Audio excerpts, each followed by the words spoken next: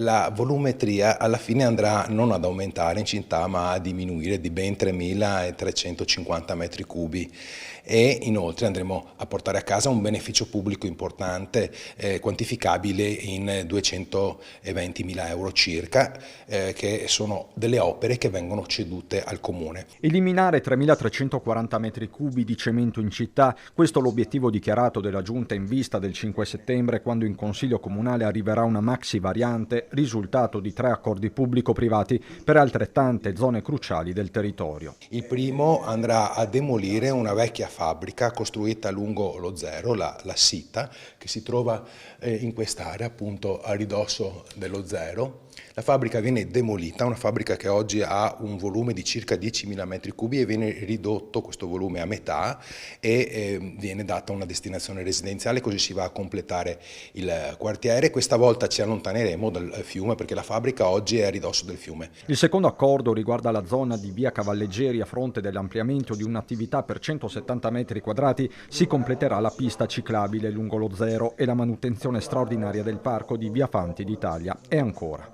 L'altro accordo molto importante, invece siamo più in centro città, nel quartiere centro-nord, andiamo a portare a casa un parcheggio di circa 20 posti auto, in cambio concediamo una piccola cubatura e andiamo a installare, a insediare dei parcheggi lì dove c'è bisogno, vicino proprio alla stazione dei treni. È un nuovo modo di fare urbanistica, volto alla sostenibilità ambientale e non più a servizio delle speculazioni edilizie, ma un'urbanistica che ha sempre un beneficio pubblico e soprattutto un miglioramento paesaggistico.